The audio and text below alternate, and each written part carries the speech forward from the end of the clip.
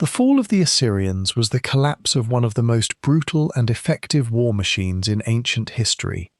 an empire that once ruled the world from the Middle East to Egypt. They were not only master besiegers of cities, but also the architects of the world's first great library, a place that gathered knowledge from every field imaginable. The terror they sowed was so profound that their former victims eventually banded together in alliance for the sole purpose of erasing them from the face of the earth. Who were they? Here is how the Assyrians fell, undone by nothing more than the rise of a coalition of enemies surrounding them, and an internal conflict that shattered an empire once thought unbreakable. The city of Assur, situated on a rocky bluff overlooking the Tigris River in what is now northern Iraq, gave its name to the entire civilization that would eventually emerge from this relatively modest beginning to become one of the most historically significant and militarily formidable powers the ancient Near East had ever produced. Ashur's specific religious significance derived from its status as the primary cult center of the god after whom the city itself was named. Ashur, understood not merely as a patron deity in the manner of other Mesopotamian city gods, but as an entity whose identity was, in a genuinely distinctive theological sense, deeply intertwined with the city and eventually the entire Assyrian state itself. This close identification between god, city, and eventually empire would remain a defining feature of Assyrian religious and political ideology throughout the civilization's entire subsequent historical development. For its earliest centuries of existence, Assur functioned primarily as a modest trading city rather than any kind of significant regional power. Its merchants, establishing commercial relationships, extending into Anatolia to the north and west, trading in textiles and metals through a network of trading posts that archaeological excavation, particularly at the site of Kanesh in modern Turkey, has revealed in remarkable documentary detail through thousands of surviving merchant correspondence and contract tablets that provide historians with an unusually rich body of evidence for reconstructing this early Assyrian commercial activity centuries before Assyria's later emergence as a dominant regional military power.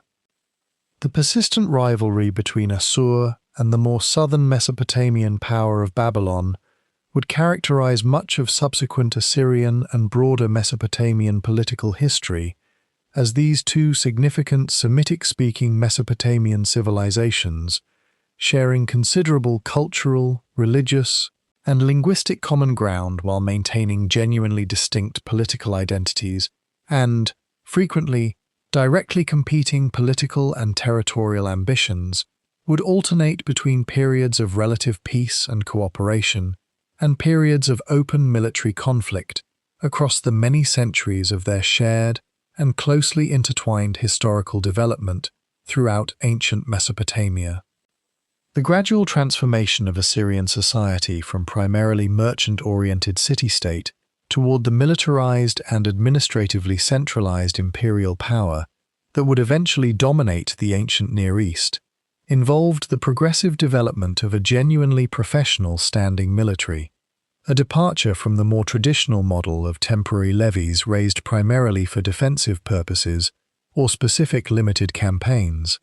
toward permanent, well-trained, and increasingly well-equipped military forces maintained continuously and available for sustained campaigns of territorial conquest and expansion, an institutional development that would prove absolutely fundamental to Assyria's subsequent and historically unprecedented military and political success throughout the following centuries of imperial expansion and consolidation. The geographic position of Assur itself deserves particular attention in explaining Assyria's eventual historical trajectory, since the city's location in the relatively narrow and agriculturally less abundant northern Mesopotamian plain compared to the considerably richer agricultural lands of southern Mesopotamia surrounding Babylon and the earlier Sumerian cities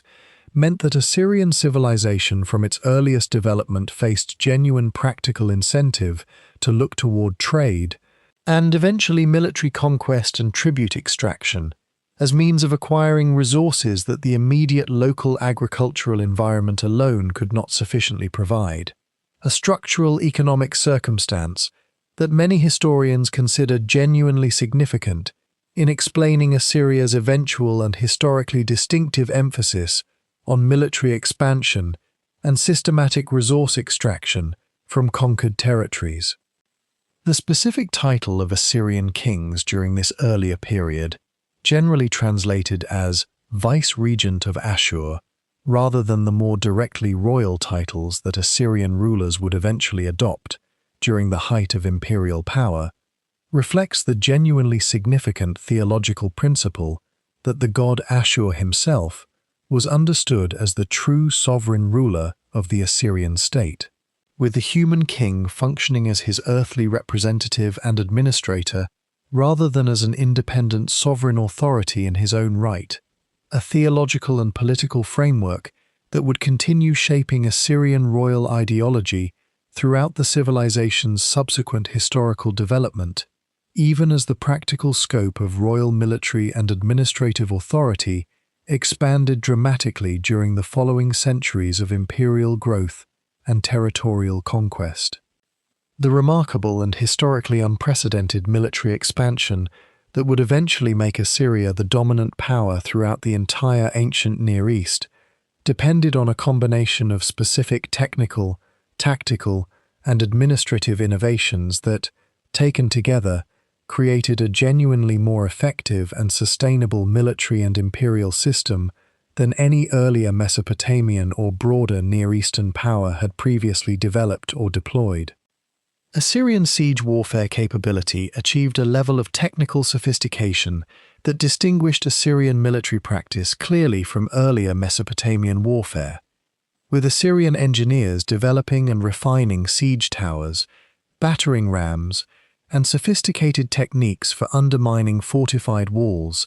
that allowed Assyrian armies to successfully besiege and capture even the most heavily fortified cities of the ancient Near East, a capability that surviving Assyrian palace relief sculptures depict in extraordinary and often quite graphic technical detail, providing historians with invaluable direct visual evidence for reconstructing the actual practical conduct of Assyrian siege operations. The widespread and systematic adoption of iron weaponry, increasingly available as ironworking technology spread throughout the ancient Near East during this period, gave Assyrian military forces genuine tactical advantages over rival powers still relying more heavily on bronze weaponry, since iron weapons, while requiring more sophisticated production techniques, ultimately offered superior durability and effectiveness in sustained combat compared to the softer and more brittle bronze alternatives that had previously dominated ancient Near Eastern warfare for many centuries. Assyrian territorial conquest proceeded through a systematic and increasingly standardized administrative process, with conquered territories typically incorporated into a structured provincial system governed by Assyrian-appointed officials responsible for local administration, tax collection, and maintaining order on behalf of the central Assyrian state, a genuinely more centralized and administratively sophisticated system of imperial governance than the looser tributary or vassal relationships that had characterized many earlier ancient Near Eastern empires and conquest patterns. This combination of superior siege technology, iron weaponry, professional standing military forces, and increasingly sophisticated provincial administrative structure created a military and imperial system of genuine and historically unprecedented effectiveness, allowing Assyrian kings across multiple successive generations to achieve territorial conquests and administrative consolidation on a scale that no earlier Mesopotamian power had ever approached, setting the foundation for the specific and historically consequential imperial expansion that subsequent episodes of this series will examine in considerably greater detail. Assyrian cavalry and chariot forces represented another significant tactical innovation that distinguished Assyrian military capability from many contemporary rival powers, with Assyrian palace relief sculptures depicting increasingly sophisticated cavalry tactics, including mounted archers capable of delivering effective ranged fire while maintaining mobility on horseback, a genuinely significant tactical development compared to earlier ancient Near Eastern warfare that had relied more heavily on chariot-mounted archers and infantry formations, providing Assyrian military commanders with considerably greater tactical flexibility and battlefield mobility than most contemporary rival military forces could match. The specific administrative innovation of the Assyrian road and communication system, including standardized way stations and a systematic royal messenger service capable of relaying administrative and military communication across considerable distances with remarkable speed and reliability, provided the essential logistical and administrative infrastructure that made effective centralized control over an increasingly vast and geographically dispersed imperial territory genuinely practical, representing an infrastructure achievement that later Persian imperial administration would directly draw upon and further develop for their own equally extensive imperial territorial governance requirements. Beyond the purely technical and administrative military innovations discussed in the previous episode, Assyrian imperial strategy deliberately and systematically incorporated psychological warfare and calculated terror as genuinely central components of their broader approach to conquest, and, crucially, to the maintenance of continued political control over previously conquered territories throughout their vast and continuously expanding empire. Assyrian royal inscriptions, remarkably, do not shy away from documenting the deliberate brutality that Assyrian military forces frequently inflicted upon resistant populations, with royal annals describing in explicit and often quite graphic detail the punishments inflicted upon rebellious cities and their leadership, including mass executions, mutilation, and public displays of violence against captured enemies, not as embarrassing admissions requiring concealment, but as deliberate propaganda intended to communicate the severe consequences awaiting any population that dared resist Assyrian authority or attempted rebellion against established Assyrian imperial control. The systematic policy of mass population deportation represented perhaps the single most historically significant and consequential Assyrian strategy for managing conquered, and in particular, rebellious territories, with entire populations forcibly relocated from their traditional homelands to other regions of the Assyrian Empire, a policy intended simultaneously to break the specific local political, religious, and cultural cohesion that might otherwise fuel continued resistance or rebellion, while also providing valuable labor resources for agricultural development, construction projects, and other economic activities throughout the broader Assyrian imperial territory. This deportation policy would achieve particular subsequent historical significance and remembrance through its application to the northern kingdom of Israel,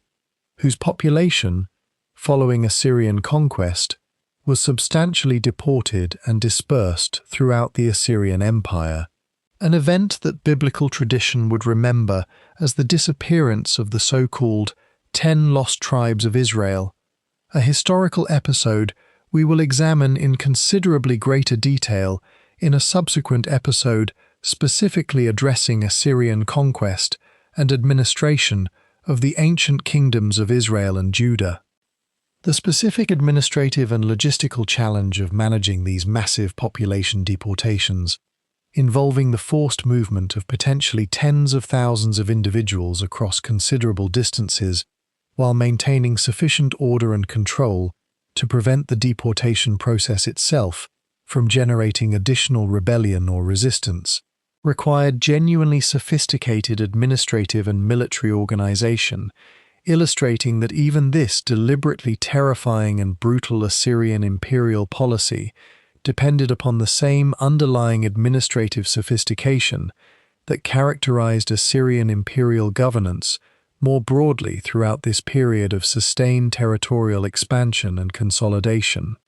Assyrian royal annals also document a sophisticated system of intelligence gathering and diplomatic pressure that operated alongside the more overtly military dimensions of Assyrian imperial strategy, with Assyrian officials maintaining networks of informants and diplomatic contacts throughout neighboring territories, allowing the Assyrian state to gather advance warning of potential rebellion or external military threats, and, in numerous documented instances, to apply targeted diplomatic and economic pressure intended to discourage rebellion or resistance before it required the more costly and destructive application of direct military force, illustrating that Assyrian imperial strategy, whatever its genuine reliance on calculated terror and brutality, also incorporated more subtle instruments of political and diplomatic control, operating alongside the more dramatic and historically memorable military dimensions of Assyrian imperial practice. The specific treatment of conquered royal families and local ruling elites varied considerably depending on the specific circumstances of conquest and the conquered territory's subsequent behavior, with rulers who submitted without significant resistance sometimes permitted to retain local authority as tributary vassals, while those who resisted or subsequently rebelled faced considerably harsher consequences, including execution, exile, or replacement with more compliant local leadership. A calculated and consistently applied system of incentives and punishments intended to make submission and continued loyalty to Assyrian authority the clearly preferable option for conquered populations and their leadership throughout the empire's vast and continuously expanding territorial holdings. The Assyrian capital of Nimrud, known in ancient times as Kalhu, developed under royal patronage into one of the most architecturally impressive and politically significant cities of the entire ancient Near Eastern world. Its monumental construction, serving simultaneously practical administrative functions and, crucially, deliberate ideological purposes, intended to communicate the scale and legitimacy of Assyrian royal and imperial authority to all who encountered it. The royal palace complex at Nimrud, extensively excavated by archaeologists beginning in the 19th century and continuing intermittently through the 20th and early 21st centuries, before suffering severe and deliberate damage during recent conflict in the region, represented an architectural achievement of genuine scale and sophistication. Its numerous chambers and courtyards decorated with extensive relief sculpture depicting royal military campaigns, ceremonial occasions, and religious ritual in a level of narrative and technical detail that provides historians with invaluable direct visual evidence for reconstructing numerous aspects of Assyrian royal ideology, military practice, and court ceremony. The massive Lamassu sculptures, colossal stone figures combining a human head, typically bearded, and wearing royal or divine headgear,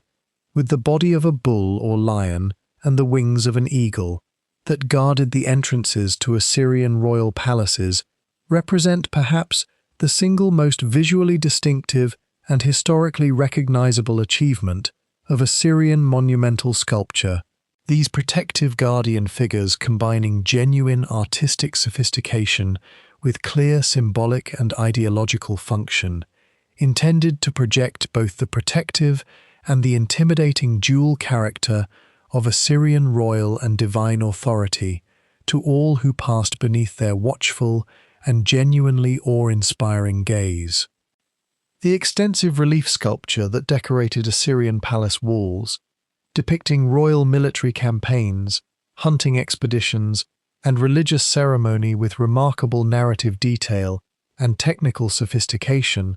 served explicitly propagandistic functions, presenting a carefully curated and consistently triumphant visual narrative of Assyrian royal power, military success, and divine favor intended for the specific audience of visiting foreign dignitaries, tribute-bearing vassals, and Assyrian court officials who would encounter these carefully composed visual narratives while moving through the ceremonial spaces of the royal palace complex. This deliberate use of monumental architecture and sculpture as a tool of political ideology and psychological projection of imperial power represents a genuinely significant and historically influential Assyrian innovation, establishing patterns of royal architectural self-presentation that would influence subsequent Near Eastern and, through later Persian and eventually broader Mediterranean architectural tradition, considerably wider ancient world architectural and ideological convention regarding how ruling authorities chose to visually communicate and reinforce their political legitimacy and power to both domestic and foreign audiences. Beyond Nimrod itself, successive Assyrian kings continued this tradition of monumental royal construction at other significant cities, including Sargon II's construction of an entirely new royal capital at Dur-Sharrukin, modern Khorsabad, a genuinely ambitious undertaking involving the construction of a complete new city specifically designed according to careful royal planning, complete with its own palace complex, temples and defensive fortifications, illustrating the sheer scale of resources and administrative capability that Assyrian kings could mobilize for these deliberately impressive architectural and urban planning projects, intended to demonstrate royal power and divine favor to observers throughout the empire and beyond. The specific artistic conventions that Assyrian palace relief sculpture employed, including consistent visual formulas for depicting royal triumph, enemy submission, and divine favor, alongside genuinely sophisticated and often remarkably naturalistic depictions of animals, particularly in famous hunting scenes depicting Assyrian kings engaged in ceremonial lion hunts, demonstrate a level of artistic technical achievement and narrative sophistication that modern art historians consider among the most accomplished sculptural traditions of the entire ancient Near Eastern world, providing genuine aesthetic achievement alongside the more overtly propagandistic and ideological functions that this monumental art was explicitly designed to serve. The Assyrian Empire's expansion into the Levant, the region encompassing the ancient kingdoms of Israel and Judah, alongside numerous other smaller political entities, represents one of the most historically documented and religiously significant chapters of Assyrian imperial conquest, preserved not only in Assyrian royal inscriptions, but extensively in the Hebrew Bible itself, providing historians with an unusually rich body of comparative textual evidence from both the conquering and conquered perspectives. The northern kingdom of Israel, following a period of political instability and what Assyrian sources characterize as rebellious behavior against established tributary obligations, faced systematic Assyrian military conquest, culminating in the fall of its capital city of Samaria around 722 BC, an event that both Assyrian and biblical sources document, though naturally from very different perspectives and with quite different emphases regarding the specific causes and broader significance of this historically consequential conquest. Following this conquest, Assyrian policy applied the systematic deportation strategy discussed in Episode 3 to substantial portions of the Israelite population, dispersing them throughout various regions of the Assyrian Empire, while simultaneously settling deportee populations from other conquered territories into the former Israelite homeland, a demographic policy that biblical and later historical tradition would remember as the disappearance of the 10 lost tribes of Israel, an event of enormous subsequent religious and cultural significance within Jewish historical memory and broader Western religious and cultural tradition. The southern kingdom of Judah, while also brought under Assyrian tributary control, managed to avoid the complete conquest and population deportation that had befallen its northern neighbor, most dramatically during the reign of King Hezekiah, whose kingdom faced a significant Assyrian siege of Jerusalem itself under King Sennacherib around 701 BC, an episode extensively documented both in Assyrian royal inscriptions, which claim to have trapped Hezekiah like a bird in a cage within Jerusalem, and in biblical narrative, which describes the eventual and, from the biblical perspective, divinely orchestrated withdrawal of Assyrian forces without actually capturing the city itself. This specific historical episode, the Assyrian siege and ultimate failure to capture Jerusalem, despite achieving the conquest of numerous other Judean cities and reducing Judah to tributary status, has generated extensive historical debate regarding the actual reasons for this incomplete Assyrian military success, with various historical and even some ancient sources suggesting explanations ranging from a sudden and devastating disease outbreak affecting the besieging Assyrian army to more straightforward military and logistical calculations regarding the costs and benefits of continuing a difficult siege against a well-fortified city when Hezekiah had already agreed to substantial tribute payments and political submission to Assyrian authority. The specific archaeological evidence for this period of Assyrian involvement in the Levant is genuinely extensive, including Sennacherib's own detailed royal inscriptions describing his Judean campaign, the famous Lachish reliefs depicting in remarkable and quite graphic detail the Assyrian siege and capture of the significant Judean city of Lachish, and Hezekiah's own engineering response to the Assyrian threat, including the construction of the remarkable Siloam Tunnel bringing water securely within Jerusalem's walls in anticipation of prolonged siege, an engineering achievement confirmed through archaeological excavation and a surviving contemporary inscription describing the tunnel's construction that provides genuinely direct textual evidence corroborating this specific biblical account of Judean preparation against anticipated Assyrian siege. The broader impact of this period of sustained Assyrian pressure upon the Levant extended well beyond the specific military and political events already discussed, fundamentally reshaping the political, religious, and demographic landscape of the entire region for many subsequent centuries, with the specific fate of the northern Israelite population and their eventual replacement by deportee populations from other conquered territories creating lasting demographic and religious changes that would continue influencing regional history well beyond the immediate period of direct Assyrian imperial control, including significant later religious and political tension between the population of the former northern kingdom and the population of Judah that persisted for centuries afterward. Under the Assyrian king Sennacherib, who transferred the imperial capital to the ancient city of Nineveh around 700 BC, this already significant urban center underwent a dramatic transformation into what contemporary sources and subsequent archaeological evidence confirm was one of the largest, most sophisticated, and most impressive cities the ancient world had yet produced, serving as the political, cultural, and administrative heart of an empire that, at its height, controlled territory extending from the Persian Gulf to Egypt. Sennacherib's ambitious urban development program included the construction of an extensive system of aqueducts and canals, bringing fresh water from considerable distances to supply the growing city's population, and, notably, to irrigate elaborate royal gardens that some historians have speculatively connected to later Greek and Roman legendary accounts of the Hanging Gardens of Babylon, suggesting that this famous ancient wonder, traditionally associated with Babylon itself, may actually reflect garbled historical memory of Sennacherib's genuinely impressive Nineveh garden and irrigation projects, rather than any comparable construction actually undertaken at Babylon itself.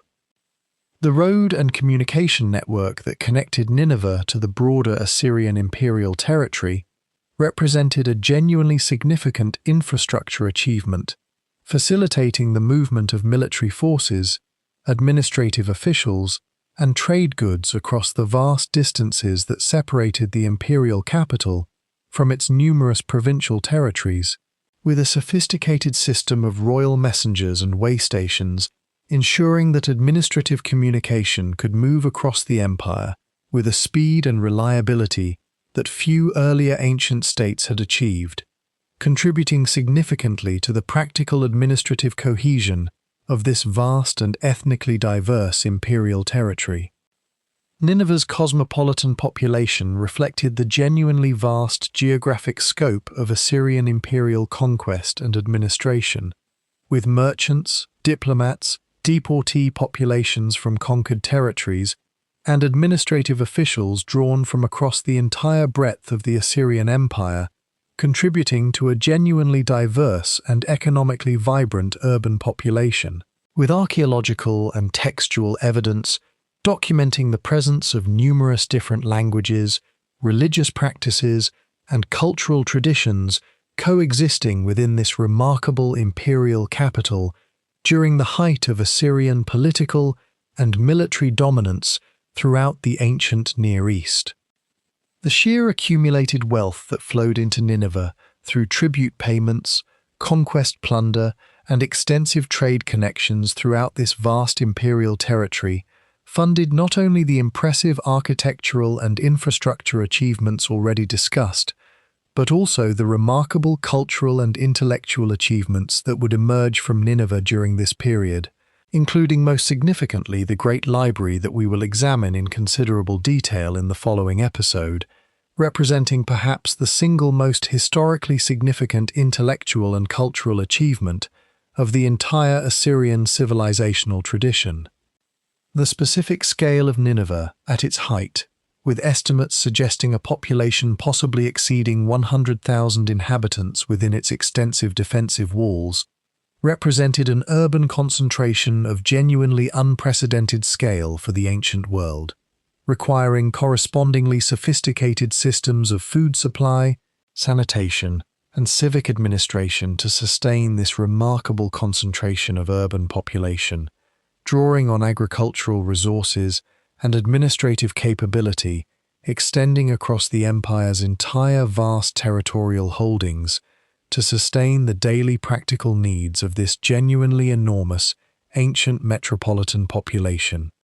The biblical book of Jonah's famous description of Nineveh as an exceedingly great city, requiring 3 days to properly traverse, while almost certainly a literary exaggeration rather than precise geographic measurement, nonetheless reflects the genuine contemporary reputation that Nineveh had achieved throughout the broader ancient Near Eastern and Mediterranean world as a city of simply extraordinary and almost unimaginable scale, wealth, and significance. A reputation that archaeological excavation has substantially confirmed through the sheer physical scale of the ruins that 19th century and subsequent archaeologists would eventually rediscover and carefully document. King Ashurbanipal, who reigned during the 7th century BC, and whose rule represents in many respects the final great cultural and political flowering of Assyrian imperial civilization, established at Nineveh what historians and archaeologists generally recognize as the first systematically organized library in the entire history of human civilization, a genuinely remarkable achievement whose historical and scholarly significance extends far beyond its own immediate ancient Assyrian context. Ashurbanipal's library ultimately housed tens of thousands of cuneiform tablets, systematically collected from across the Assyrian Empire and, in numerous documented cases, specifically copied from earlier texts held in Babylonian and other Mesopotamian temple and scholarly collections, reflecting Ashurbanipal's own personal scholarly interests and genuine intellectual curiosity, since surviving royal correspondence documents his specific instructions to officials throughout the empire to locate and copy or acquire particular texts for inclusion in this remarkable royal collection.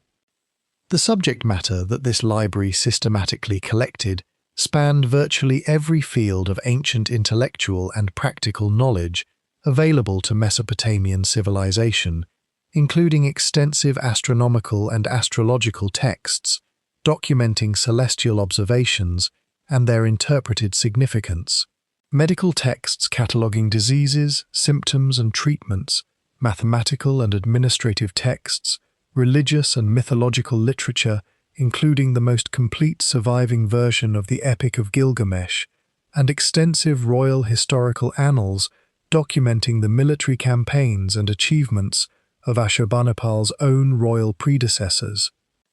The systematic cataloguing and organizational methods that Ashurbanipal's library employed, including colophons identifying the specific source and copying circumstances of individual tablets,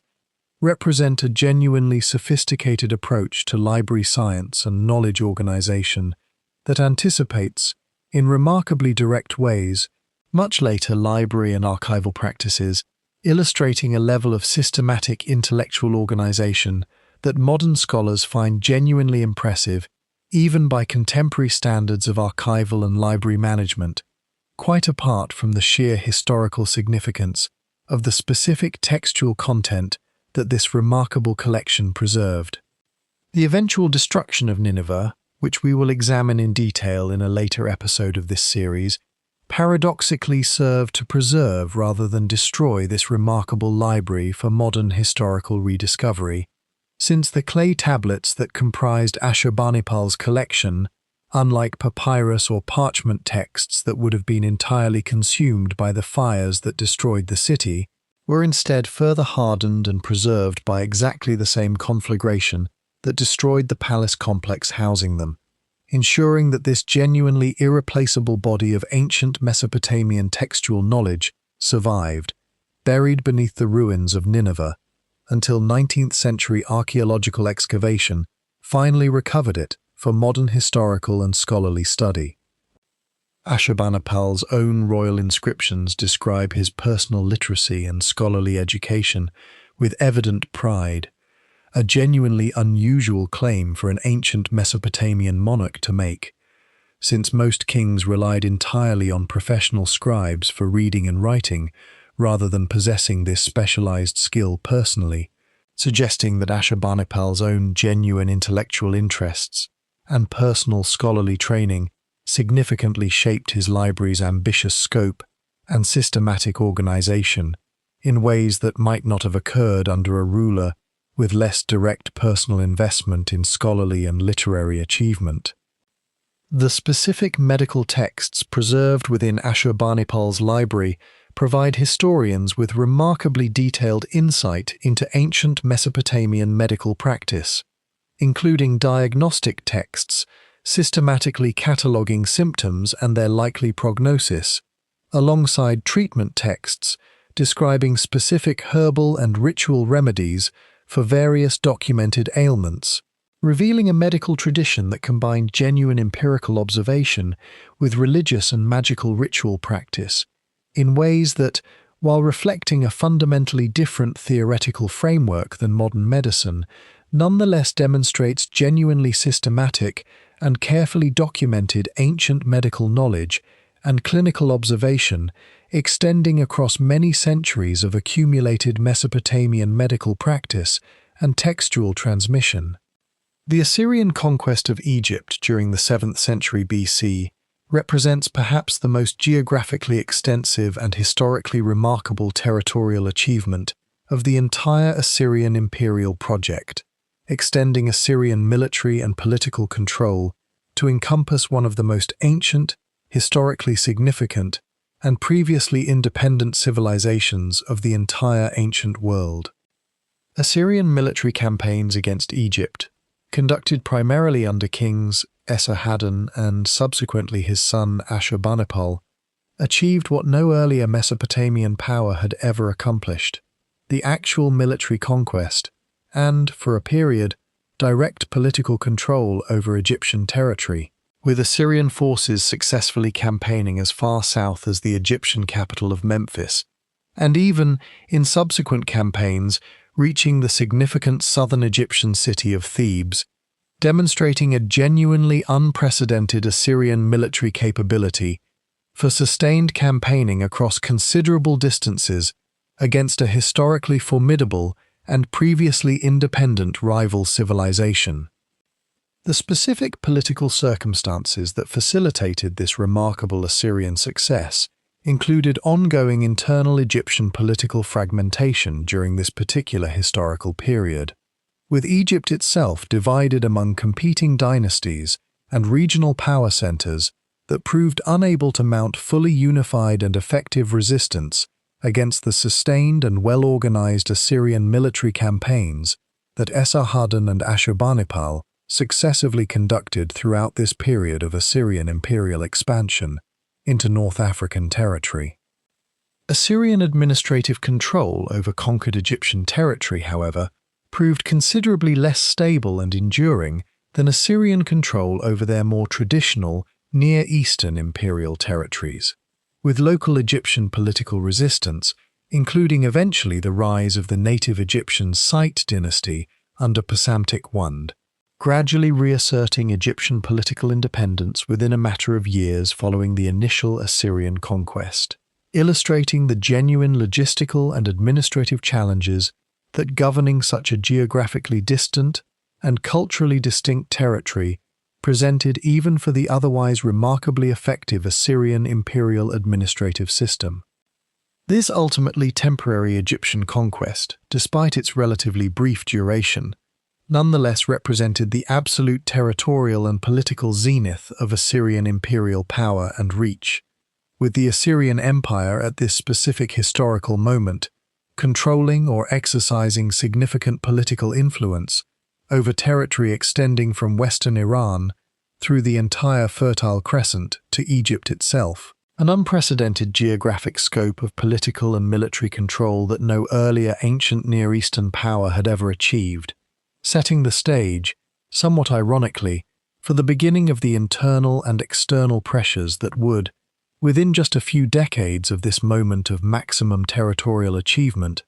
bring about the complete and permanent collapse of Assyrian imperial power that subsequent episodes of this series will examine in considerable detail. The specific logistical achievement that this Egyptian campaign represented deserves particular emphasis, as Assyrian military forces successfully campaigned across considerable desert and semi-arid terrain separating Mesopotamia from the Nile Valley, requiring sophisticated logistical planning regarding water and food supply for sustained military operations far from the Assyrian imperial heartland, demonstrating a level of military logistical capability that few, if any, earlier ancient Near Eastern powers had ever successfully achieved across comparable distances and challenging terrain conditions. Egyptian cultural and religious influence upon the broader Assyrian imperial court during this period of direct political contact, while considerably less significant than the reverse influence that Assyrian administrative and military practice would eventually exercise upon subsequent Egyptian political development under the Site dynasty, nonetheless represents a genuine, if historically brief, moment of direct cultural and political contact between these two historically significant and previously largely independent ancient civilizational traditions, illustrating the genuinely vast geographic and cultural scope that Assyrian imperial ambition and military capability had achieved by this particular historical moment of maximum Assyrian territorial and political achievement. Despite achieving unprecedented territorial extent and military dominance throughout the ancient Near East by the mid-7th century BC, the Assyrian Empire's underlying political and administrative structure contained genuine vulnerabilities that would prove increasingly significant as the empire approached and then passed the specific historical zenith of its territorial and military achievement discussed in the previous episode.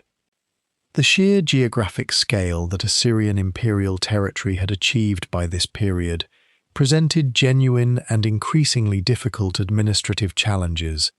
as maintaining effective military and administrative control across such vast distances, from western Iran to Egypt itself, required logistical and communication capabilities that, however genuinely sophisticated by the standards of ancient Near Eastern administration, nonetheless faced practical limitations that became increasingly apparent as the empire's territorial extent continued to expand throughout this period of maximum Assyrian imperial achievement. Internal political instability, including succession disputes among rival claimants to the Assyrian throne, and periodic rebellions by ambitious provincial governors or military commanders seeking to exploit moments of central political weakness, increasingly characterized the internal political dynamics of the Assyrian imperial court during the decades following Ashurbanipal's reign, creating genuine internal political vulnerability that would prove historically significant when combined with the mounting external military pressures that subsequent episodes of this series will examine in detail. The financial and human resource costs of maintaining continuous military campaigning across multiple simultaneous frontiers, combined with the ongoing administrative expense of governing such an extensive and ethnically diverse imperial territory,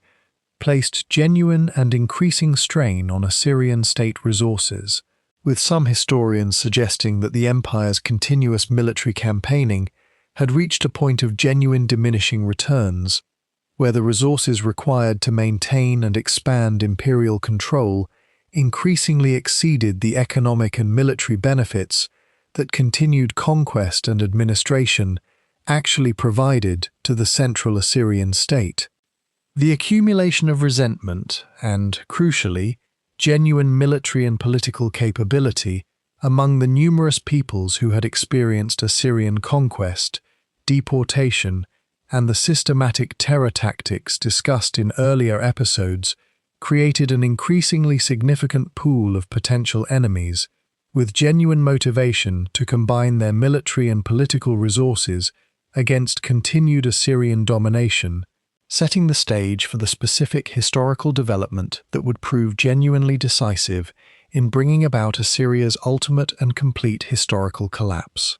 The formation of a coordinated military alliance between the rising powers of Media and a resurgent Babylon, which we will examine in detail in the following episode. The specific succession crisis that followed Ashurbanipal's death deserves particular historical attention,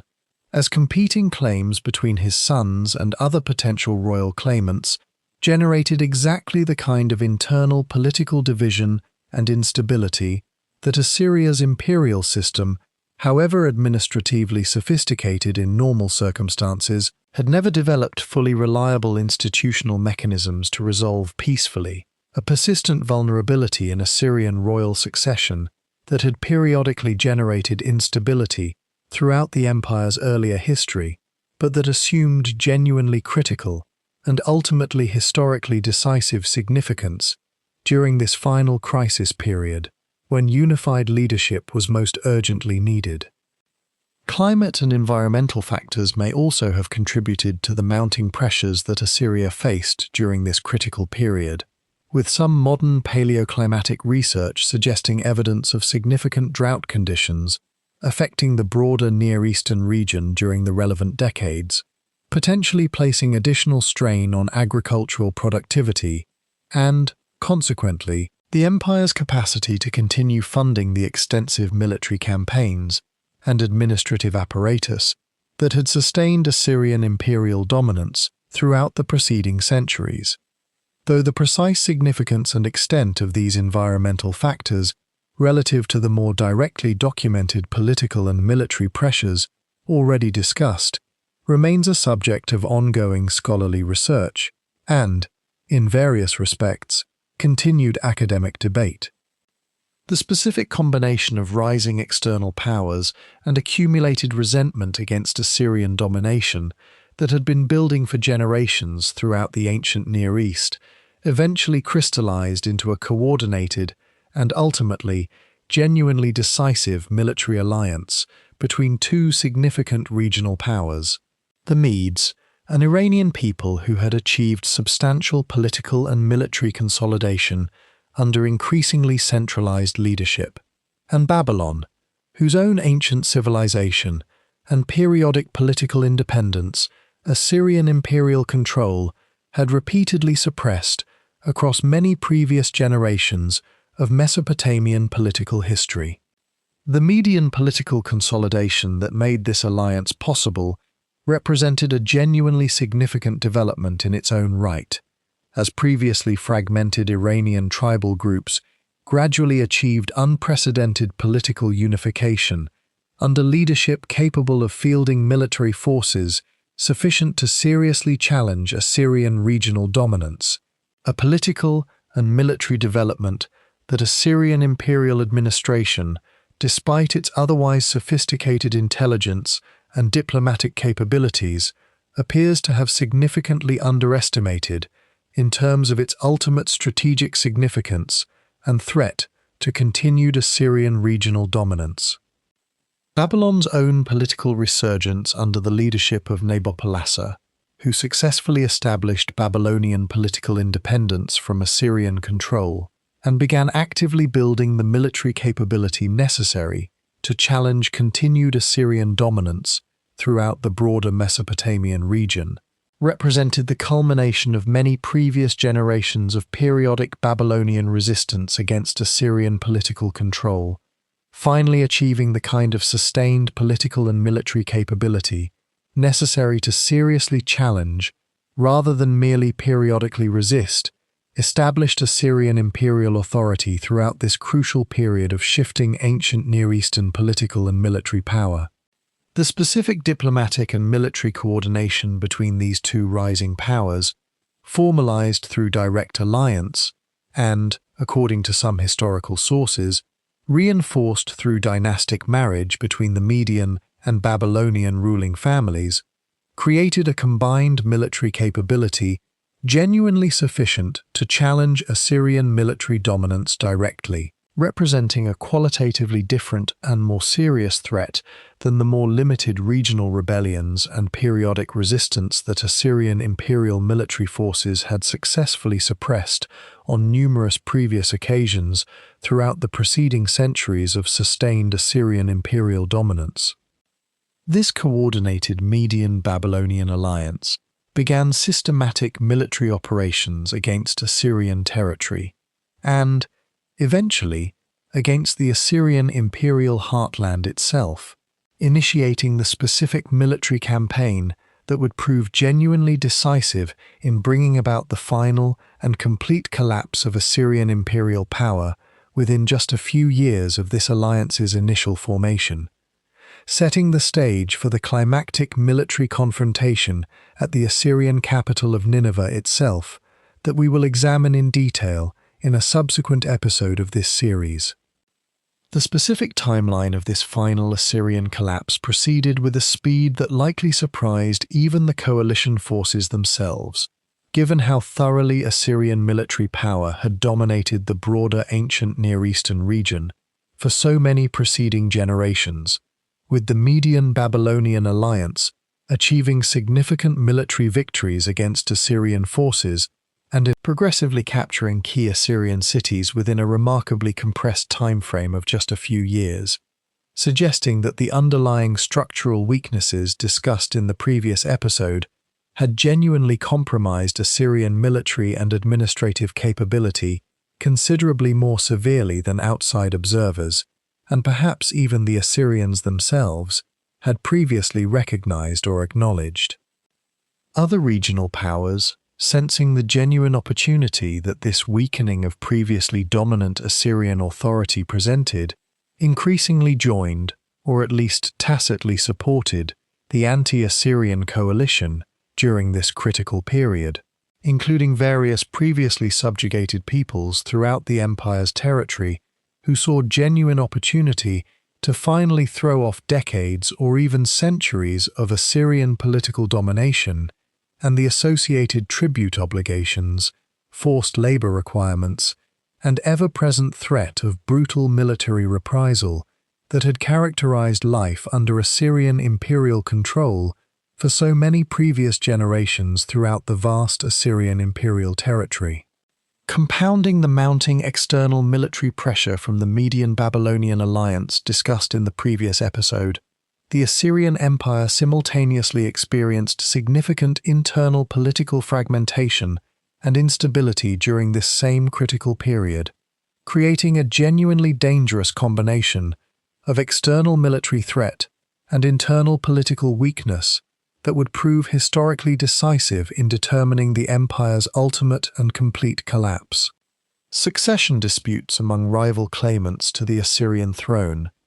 a persistent vulnerability in Assyrian political succession that had periodically generated instability throughout the empire's earlier history, but that assumed genuinely critical significance during this final crisis period, created damaging internal political division at precisely the moment when unified and effective leadership was most urgently required to address the mounting external military threats that the empire faced from the Median Babylonian coalition and other regional powers increasingly willing to challenge weakened Assyrian authority. The assassination or forced removal of various Assyrian political and military leaders during this period of internal crisis further destabilized the central administrative and military command structure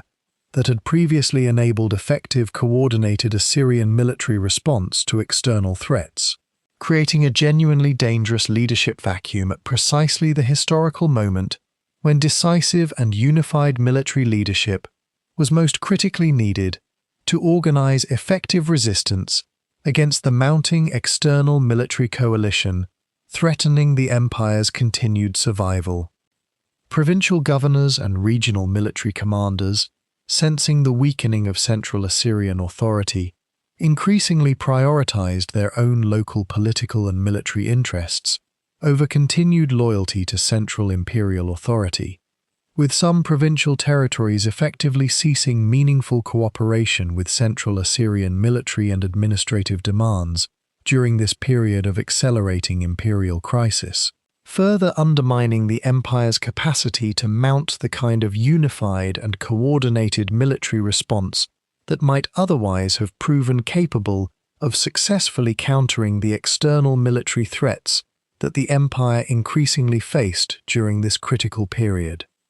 This combination of external military pressure and internal political fragmentation created a genuinely catastrophic strategic situation for the Assyrian Empire during the final years preceding its ultimate collapse, illustrating how even a military and imperial system as historically successful and administratively sophisticated as Assyria's could prove vulnerable to simultaneous external and internal pressures that, individually, the empire might well have successfully weathered based on its demonstrated historical resilience, but that in genuine combination proved to be the specific historical circumstance that finally brought about Assyria's complete and permanent political collapse. The specific psychological and administrative burden that generations of continuous warfare and territorial expansion had placed upon the broader Assyrian population also deserves consideration in explaining this final period of internal weakness, as the ongoing need for military manpower to garrison and defend an increasingly vast imperial territory, combined with the economic burden of continuous taxation to fund military operations across multiple simultaneous frontiers, likely generated genuine social and economic strain within Assyrian society itself, quite apart from the resentment that Assyrian imperial policy generated among conquered populations, creating a form of accumulated internal fatigue that compounded the more directly documented political and military vulnerabilities already discussed throughout this episode. Some historians have also drawn attention to the specific religious and ideological dimension of this final crisis, noting that the traditional Assyrian royal ideology, which had for centuries presented the king as Ashur's chosen representative, destined for continuous military triumph and territorial expansion,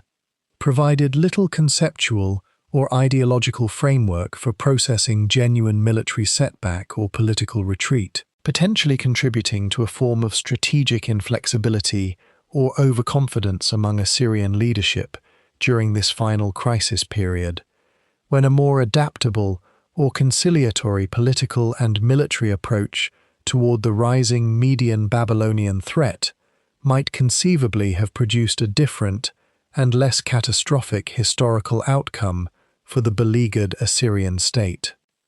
In 612 BC, the combined military forces of the Median-Babylonian alliance discussed in Episode 10 launched a decisive military campaign against Nineveh itself, the Assyrian imperial capital whose remarkable scale, sophistication, and cultural achievement we examined in detail in Episode 6, initiating a siege that would prove genuinely decisive in bringing about the final and complete collapse of Assyrian imperial power. The specific military and logistical details of this final siege remain somewhat fragmentary in the surviving historical record, though various ancient sources suggest that the besieging forces may have exploited flooding of nearby rivers to help breach or undermine Nineveh's substantial defensive fortifications, a detail that, if historically accurate, would represent a genuinely sophisticated and historically significant siege tactic. Though modern historians continue to debate the precise historical accuracy and specific mechanism through which this final and historically decisive siege of the Assyrian capital was actually conducted and ultimately achieved success. The fall of Nineveh, when it finally occurred after what appears to have been a siege of several months' duration, resulted in the systematic and comprehensive destruction of the city, including the deliberate burning of the royal palace complex that housed Ashurbanipal's remarkable library discussed in Episode 7, an act of destruction that, as previously noted, paradoxically served to preserve, rather than destroy, this irreplaceable body of ancient textual knowledge by hardening the clay tablets it contained, rather than consuming them as fire would have consumed papyrus or parchment textual materials. The specific fate of the final Assyrian king, Sin-shar-ishkun, who was ruling at the time of Nineveh's fall, remains somewhat historically uncertain, with various ancient sources suggesting he died during the city's final defense, though the precise circumstances of his death and the immediate aftermath of Nineveh's fall for the surviving Assyrian royal court and administrative apparatus remain incompletely documented in the surviving historical record available to modern historians attempting to reconstruct these final chaotic months of Assyrian imperial political history. The destruction of Nineveh represented, in both practical political terms and in the broader historical and cultural memory of the ancient Near Eastern world, the effective and final end of the Assyrian Empire as a significant independent political and military power, an event so historically significant that it would be remembered and referenced in historical and religious traditions across the broader ancient Near Eastern and Mediterranean world for many centuries following the actual historical event itself, including notably within the Hebrew Bible's own historical and prophetic tradition, which treats Nineveh's destruction as a genuinely significant demonstration of divine judgment against a historically brutal and widely feared imperial power. The biblical book of Nahum specifically addresses Nineveh's destruction with genuine literary power and evident satisfaction, describing the city's fall in vivid poetic language that reflects the depth of resentment and, from the biblical perspective, justified divine retribution that Assyrian imperial brutality had generated among the various peoples who had suffered under Assyrian conquest and domination across the preceding centuries, providing modern readers with genuinely direct textual evidence for how contemporary and near-contemporary observers throughout the broader region actually processed and understood this historically momentous collapse of what had been, for generations, the most feared military power in the entire ancient Near Eastern world. The physical scale of Nineveh's destruction, confirmed through extensive archaeological excavation revealing thick layers of ash and structural collapse across the site's major public buildings, indicates a genuinely thorough and deliberate campaign of destruction, rather than a more limited military conquest that preserved the city's basic infrastructure for continued habitation and administrative use, suggesting that the victorious Median Babylonian coalition specifically intended to ensure that Nineveh could never again serve as an effective center of renewed Assyrian imperial political or military authority, a calculated strategic decision that proved entirely successful in permanently ending Nineveh's historical role as a significant political and administrative center.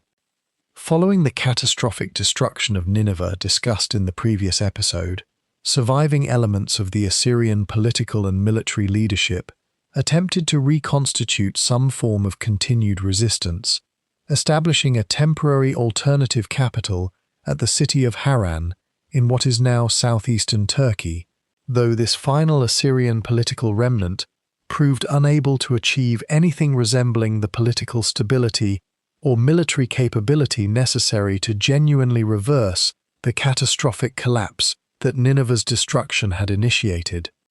This final Assyrian resistance at Haran continued for several additional years following Nineveh's fall,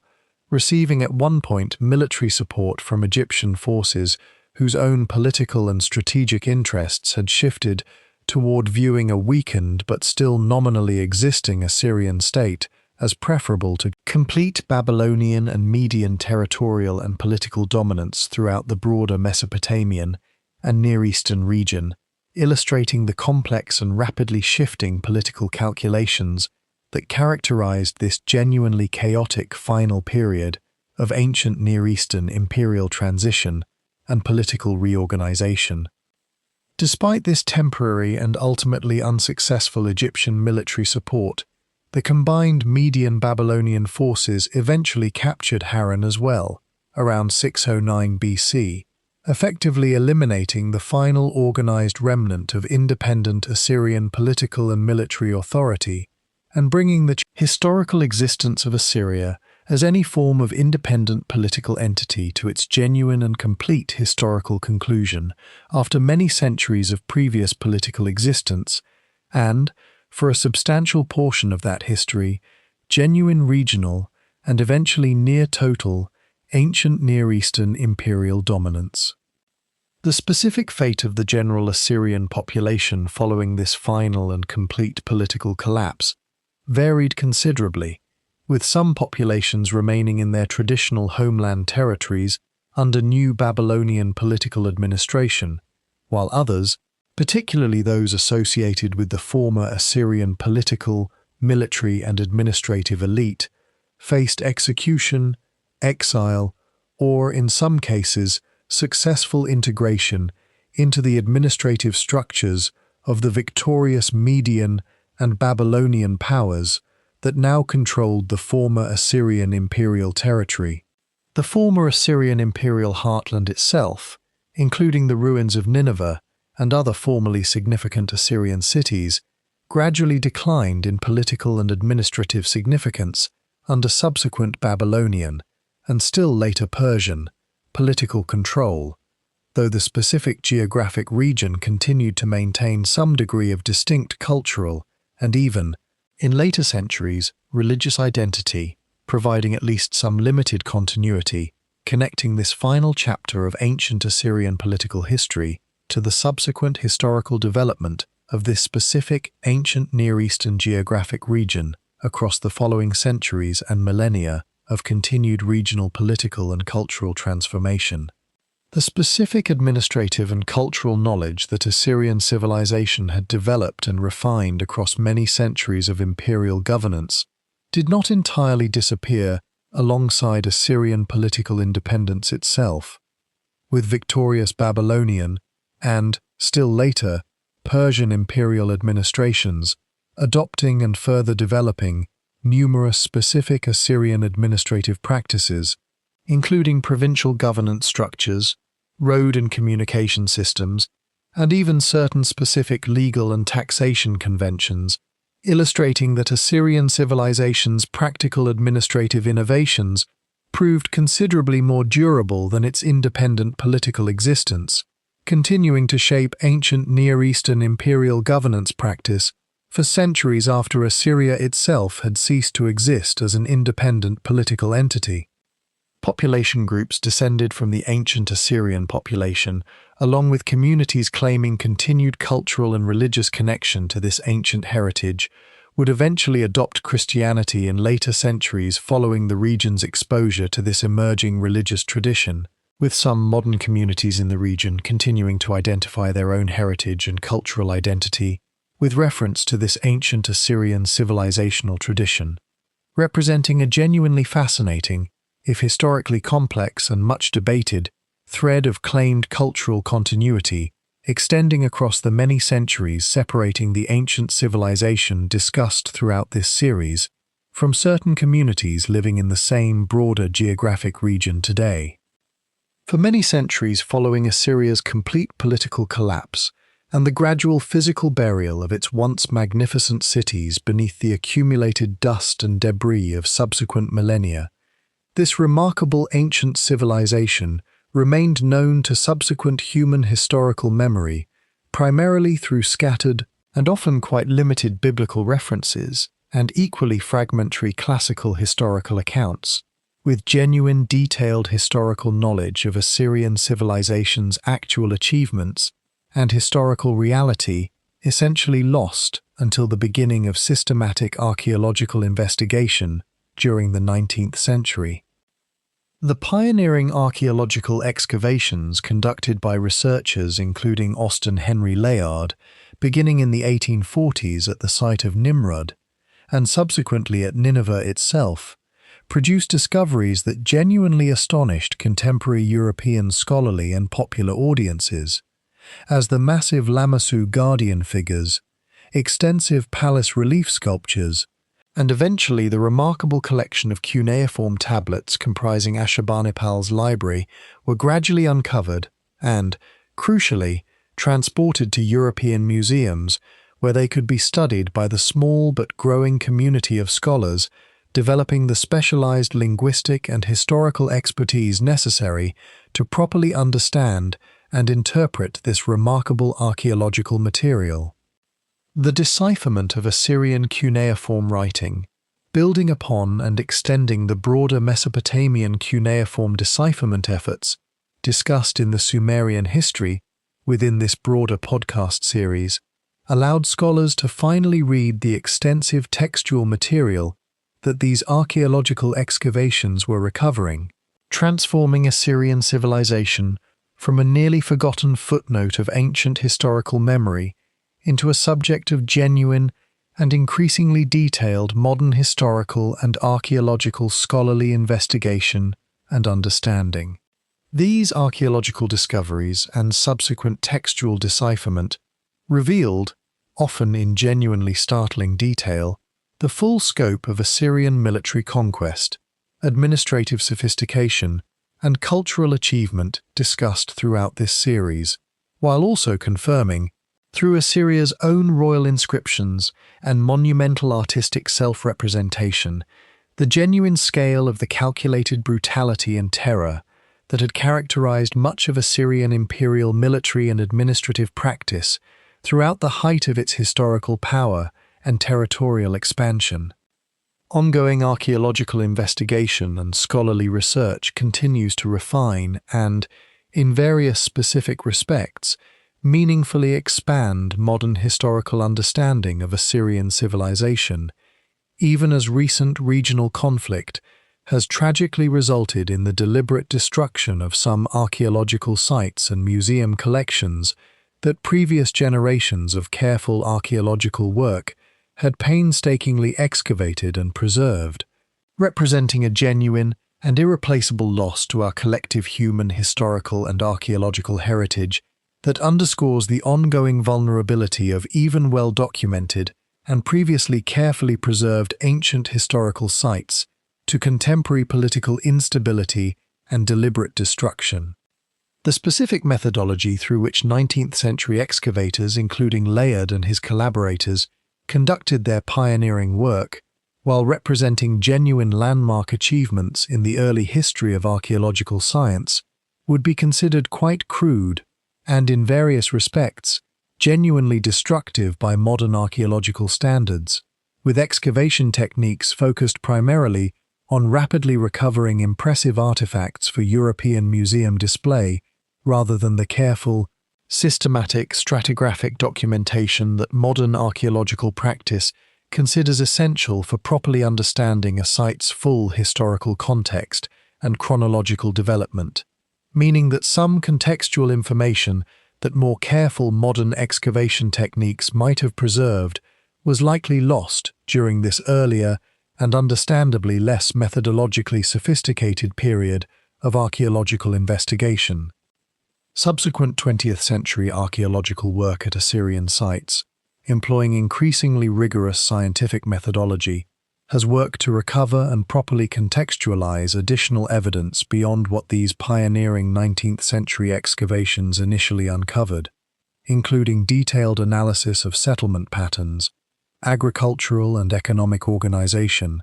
and daily material culture that complements the more dramatic royal inscriptions and monumental art that dominated earlier archaeological attention, providing an increasingly complete and nuanced picture of Assyrian civilization extending well beyond the royal court and military campaigns that naturally dominate the surviving textual and artistic record that Assyrian kings themselves chose to commission and preserve. The historical legacy of Assyrian civilization presents a genuinely complex and, in crucial respects, deliberately paradoxical combination of achievements and atrocities that continues to challenge straightforward historical characterization or simple moral judgment, reflecting a civilization whose genuine administrative, military, and cultural sophistication existed alongside calculated brutality and terror, deployed as a matter of deliberate and consistently documented state policy throughout the height of Assyrian imperial power and territorial expansion. Consider the full arc of this remarkable and often genuinely disturbing historical narrative one final time. A modest trading city on the banks of the Tigris River gradually developed the military, administrative, and technological innovations necessary to build an empire of unprecedented scale and military effectiveness throughout the ancient Near Eastern world, deliberately employing calculated terror, mass population deportation, and systematic psychological warfare as consistent and openly documented instruments of imperial policy, while simultaneously constructing monumental architecture of genuine artistic sophistication and establishing history's first great systematically organized library, preserving irreplaceable ancient literary, scientific, and historical knowledge that would otherwise have been entirely lost to subsequent human historical memory. This same civilization, having achieved unprecedented territorial extent stretching from Iran to Egypt itself, ultimately collapsed with historically remarkable speed and completeness once genuine coordinated external military opposition combined with internal political fragmentation, illustrating how even the most militarily sophisticated and administratively effective ancient imperial system remained genuinely vulnerable when its accumulated enemies finally achieved sufficient political unity and military coordination to challenge its previously unquestioned regional dominance.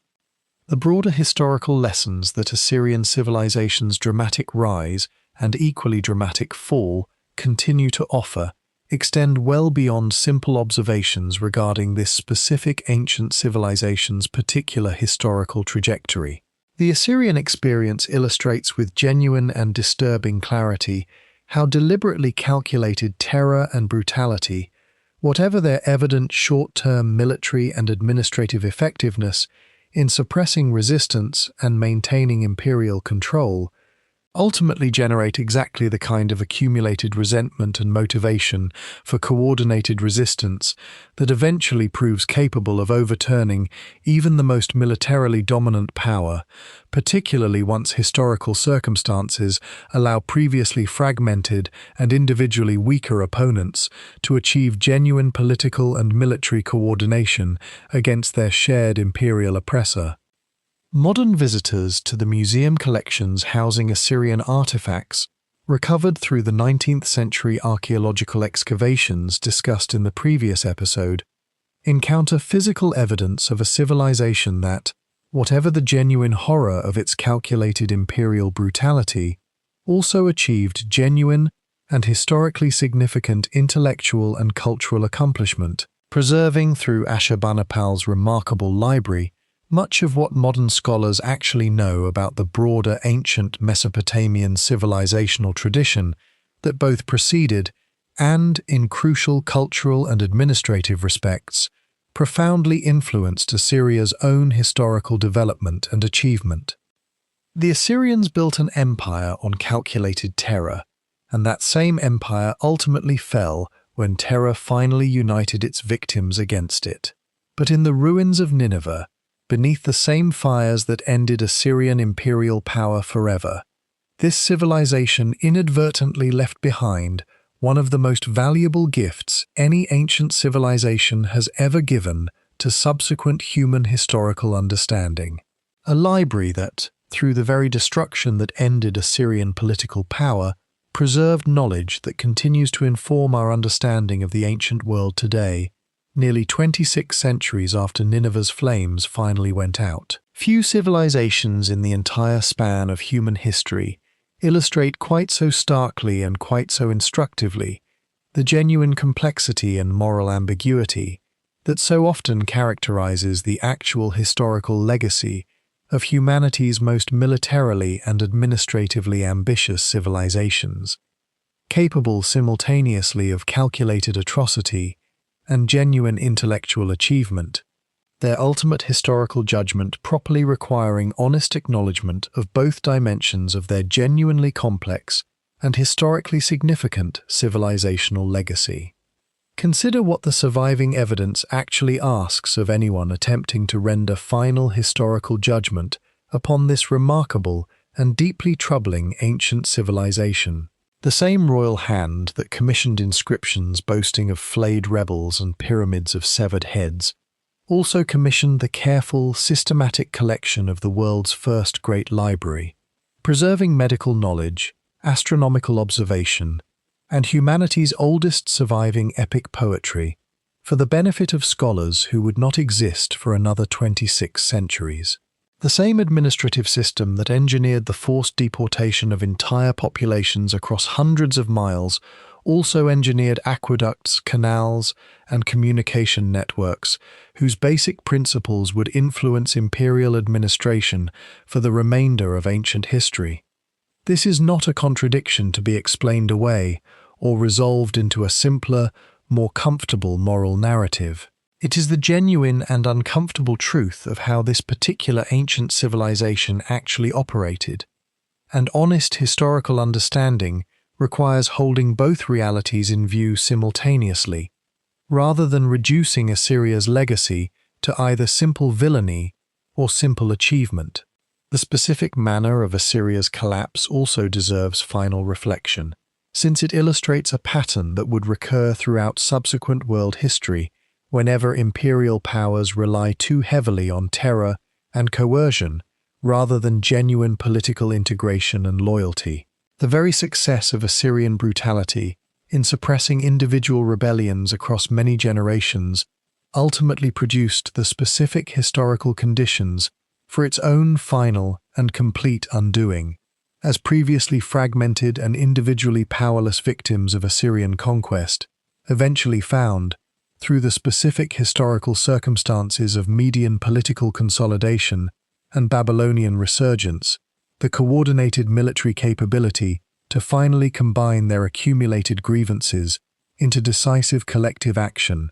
Fear, however effectively deployed and however successfully it suppresses resistance in the short term, does not automatically produce lasting loyalty, and empires built primarily upon fear rather than genuine political integration remain, however militarily dominant in any given generation, vulnerable to exactly the kind of coordinated collective reckoning that finally arrived at the gates of Nineveh in 612 BC. What remains today, scattered across museum collections in London, Paris, Berlin, Baghdad and beyond, are the physical fragments of this genuinely paradoxical civilization. Winged guardian figures that once projected calculated terror to any who approached the Assyrian royal court, alongside clay tablets that preserved humanity's oldest surviving stories, its earliest systematic medical and astronomical knowledge, and detailed royal records that, however self-servingly composed, nonetheless provide modern historians with one of the most richly documented bodies of evidence surviving from the entire ancient world. The Assyrians wanted to be remembered as unconquerable. They were eventually thoroughly conquered and completely erased as an independent political power. But through the very libraries and inscriptions they created to celebrate their own permanence, they achieved a different, and perhaps more genuinely lasting form of historical memory than even their own kings could have anticipated or intended.